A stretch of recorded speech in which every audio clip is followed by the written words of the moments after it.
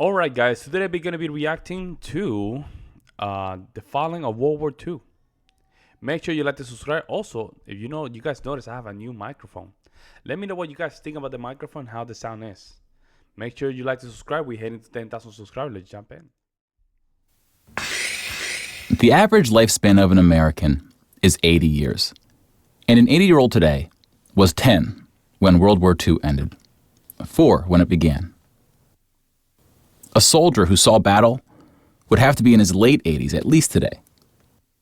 Generals, political leaders, the decision makers of the war, few are still with us. And over the past few decades, we've seen authors and filmmakers rush to capture stories from survivors before this connection of memory is lost. Interesting. Let's see. Just let me know how the sound is.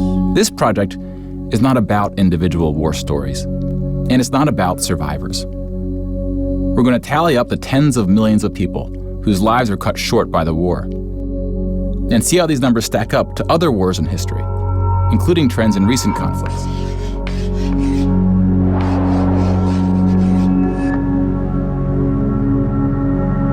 We'll be counting soldiers and civilians separately. Each of these figures represents 1,000 people who died. Damn. Civilians were of all walks of life, whereas military deaths were almost entirely men. The average age was about 23. That's crazy, bro.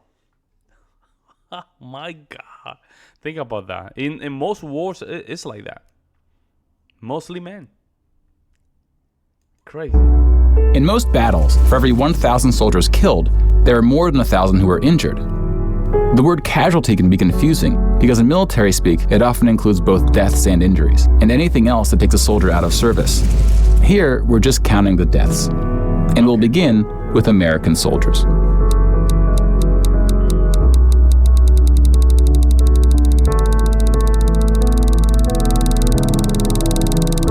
that's a lot. Over 400,000 died. Most of the deaths occurred in the European theater, fighting the Nazis. And about a quarter were in the Pacific, fighting the Japanese. But you know what's crazy now? That isn't the Russian and the Ukrainians almost at the same numbers of death right now? When you put them on the timeline, you see that casualties were the heaviest at the end of the war. The war began on September 1st, 1939. But the US wasn't willing to join the fight until Pearl Harbor, 2 years in. The deaths increased drastically on D-Day, when the Allies invaded Normandy. One of the most tragic moments of the war was on D-Day at Omaha Beach, where 2,500 Americans fell. But you know what was crazy? I thought it was more than that. That's interesting because, again, let me just put it in the contemporary numbers. The war in Ukraine and Russia, man, a lot of people are dying daily over there, right? Daily. So that's interesting. So about the same number of US soldiers died on this single beach landing as the entire 13 years of the recent war in Afghanistan. Wow. The bloodiest battle in the Pacific was Okinawa, which lasted 82 days, during which 12,500 Americans died. About 5,000 of these deaths were at sea from kamikaze attacks. Now let's look at some other countries, starting with Europe.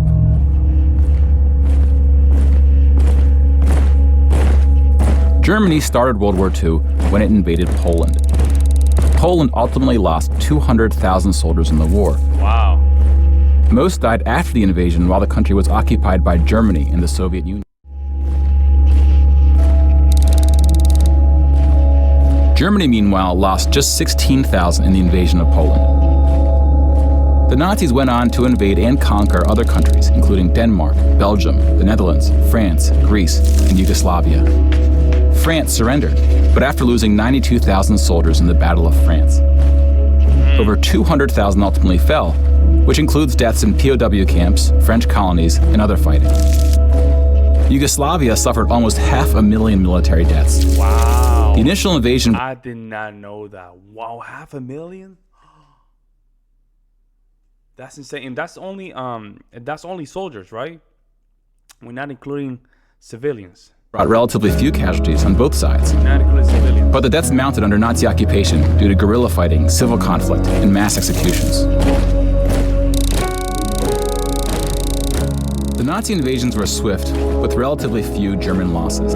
Even the Nazi commanders expressed surprise at their success. Again, guys, I'm just trying my new microphone here. I'm just working on with my settings, so let me know how things work. And then we have the United Kingdom and the United States, who were not invaded but took the fight to the Nazis.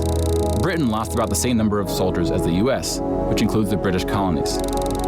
Germany lost about 500,000 soldiers fighting the US and Britain in what is known as the Western Front, which took place in France and Belgium.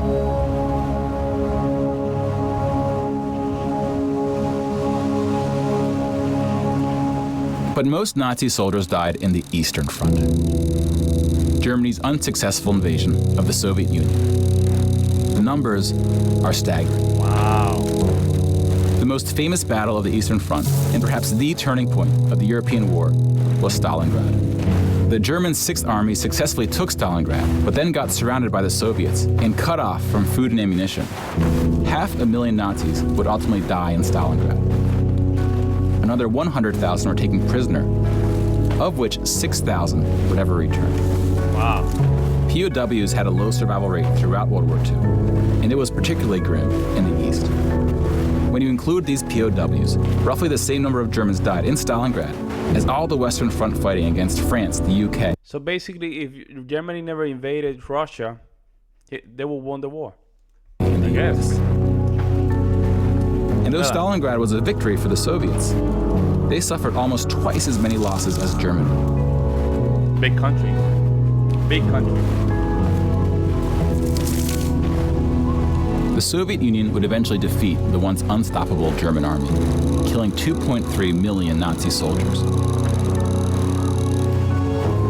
Ha. Wow, 3.3. But winning the war came at a cost. Wow.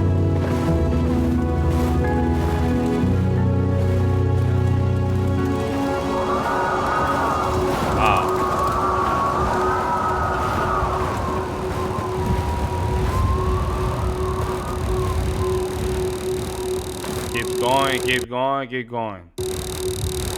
Wow. That's insane. Wow. 8.7 million is the official tally by the Russian military, a hotly disputed number. Some studies have calculated as many as 14 million dead. To complete the count of European military deaths, we need to add German deaths from other fronts, including the North and Africa, as well as deaths from other Axis powers allied with the Nazis, Hungary, Romania, and Italy. When you put these European military deaths on the timeline, it looks like this. You can now interact with the chart to learn more. Pause the narration if you would like more time.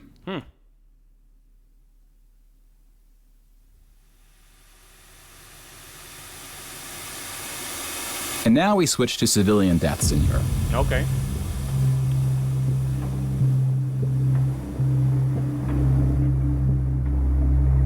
Oh my goodness. 6 million Jewish people were killed in the Holocaust. Wow. If you separate this by country, you see that about half, 2.7 million, were Polish. 700,000 were Soviets, followed by Hungary and 17 other countries. Wow. Broken down another way, about half of the 6 million were killed in the concentration camps. Over 1 million died in Auschwitz. Most were killed in the gas chambers. Others died from starvation, exhaustion, disease, and other forms of execution. The second most deadly camp was Treblinka, which was exclusively an extermination camp, set up to look like a train station. Mobile killing groups killed 1.4 million Jews.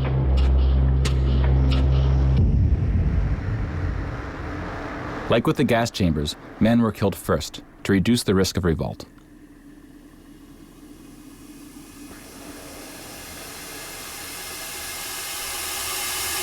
Dang, that's a very strong picture, huh? Oof. Wow.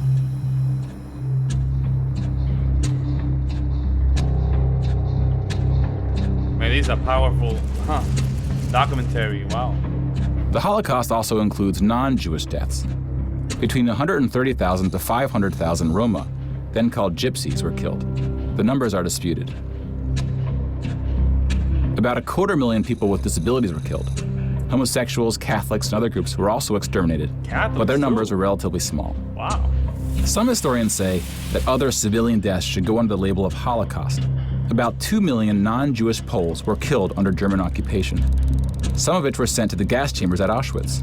When you combine civilian and military deaths, over 16% of the total Polish population died in World War II, which is the highest percentage of any country. But not the highest in total death count. The Soviet Union again tops that list, losing at least as many civilians as it did soldiers, somewhere between 10 and 20 million. A particularly dark moment for the Soviet Union was the siege of Leningrad. And how in the hell we just crying about our population, man? Look at this. We have millions of people already died in the 20th century. That's gonna take years to even recover. Wow, man. We need more people. That's what we need. Now St. Petersburg. German forces surrounded Leningrad before civilians could be evacuated. Supplies, including food, were cut off for 2.5 years. 1.5 million people died as a result, mostly from starvation, mostly civilians. Stalin's cruelty towards his own people is partly responsible for these numbers. He often didn't allow civilians to evacuate from cities, thinking it would cause the soldiers protecting them to fight harder. About 1 million Soviets died in Stalin's own labor camps, called the Gulag. Just about every country suffered civilian losses, especially countries who were invaded. While many died as a result of so-called collateral damage, the biggest numbers occurred when it was no accident. Civilians were exterminated, purposely fired upon or bombed, used as human shields, or intentionally deprived of back food.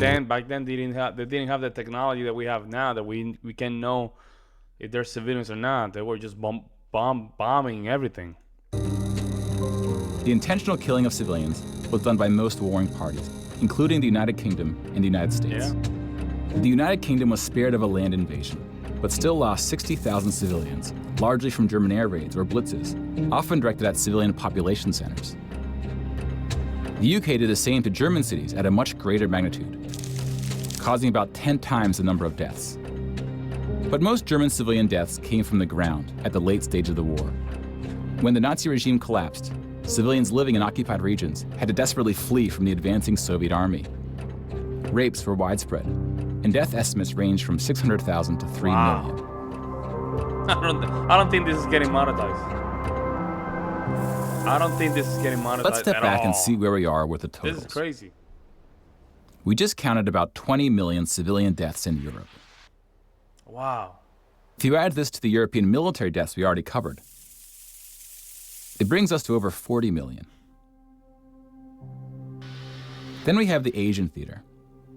Here we see the vast majority of military deaths in Asia came from China and Japan. On the civilian side, about 6 million deaths from China, Indonesia, Korea, Indochina, and the Philippines can be attributed to Japanese war crimes, which are sometimes compared to the Nazi atrocities due to the sheer scale of the cruelty. China had the second highest death count after the Soviet Union. And like the Soviets, the Chinese government demonstrated a stunning willingness to sacrifice its own people. Chinese nationalists opened the dike at the Yellow River, hoping the flood would halt the Japanese advance. 500,000 Chinese civilians or more were killed. Wow. Which is 2 or 3 times the number who died in all countries in the 2004 Asian tsunami. That's insane, man, how a government can be like that. Like, yes, just open the float and just allow our people to be die, but to die. Oh my God. But the invasion of China only cost Japan 200,000 soldiers. Most were killed fighting the US and allies in the Pacific War. A significant portion of Japanese civilian deaths were caused by American firebombing and the 2 nuclear attacks. Contrary to official U.S. statements, these airstrikes were directed at civilian populations, not military targets. When you add all the deaths outside of Europe, it brings us to a grand total of 70 million for the war. Wow, that's crazy, man. And we lost a lot of people. 70 million in population. 70 million is a lot, folks. I don't think we haven't recovered from that. Wow. Give or take, depending on who's counting and what civilian deaths get included. More people died in World War II than in any other war in history. Wow. For comparison, here are 20 or so of the very worst wars and atrocities we have on record. Some of these are more of atrocities than wars, but we've seen how that distinction can get blurry. Some of these spanned across centuries. World War II had the highest body count, and it all happened in just 6 years. Let me see. I want to see if we have like American Civil War here. No. The world's population has grown significantly since the earliest atrocities on this list. Wow. If you want to compare them in terms of what percentage of the world died, we can adjust the chart to look like this. This rough approximation tells us there may have been more devastating wars before World War II, proportionally speaking. Wow.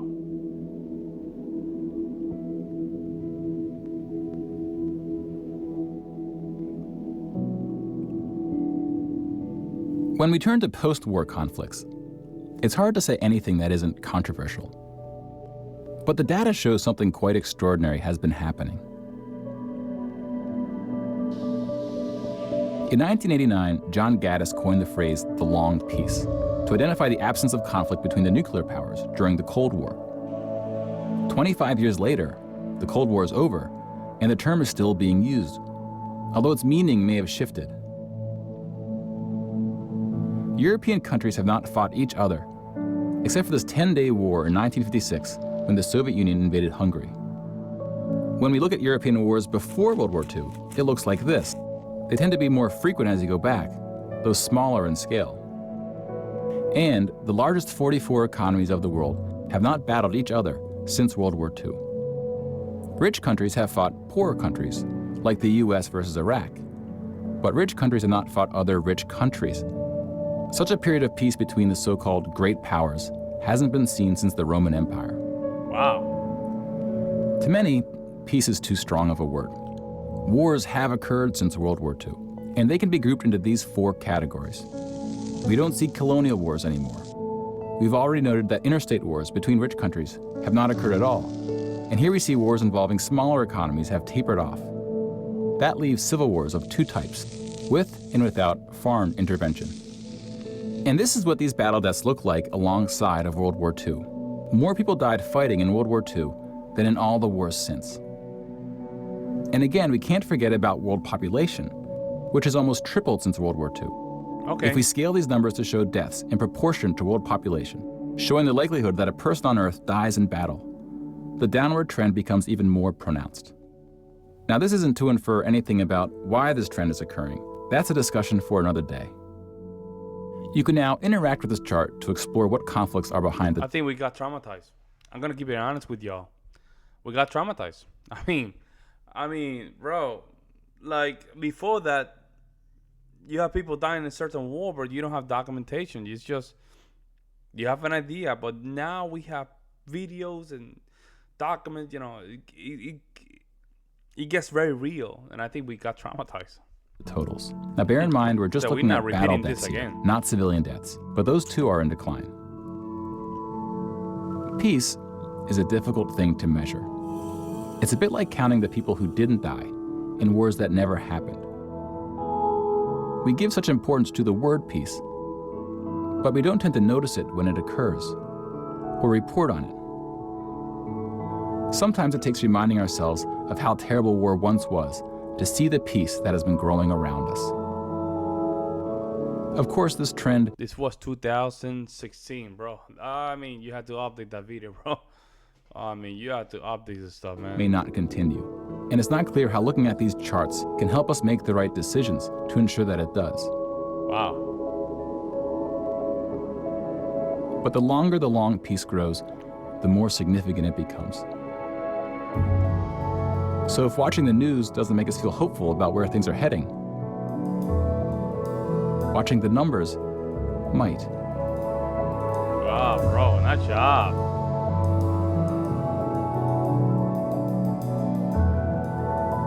Now, good video, man. Wow, that's a good video. Hey, nice job, man. Nice job. Nice job, man. Amazing video. I'm going to leave the link in the description down below for the original content creator. That way you guys can show some support. Again, just give me some feedback on how the microphone is sounding. Amazing, amazing. And it was a war. There was no good and bad guys here, man. Everybody has something to do with this stuff. So let's just leave it at that. Make sure you like to subscribe, and I'll see you in the next one.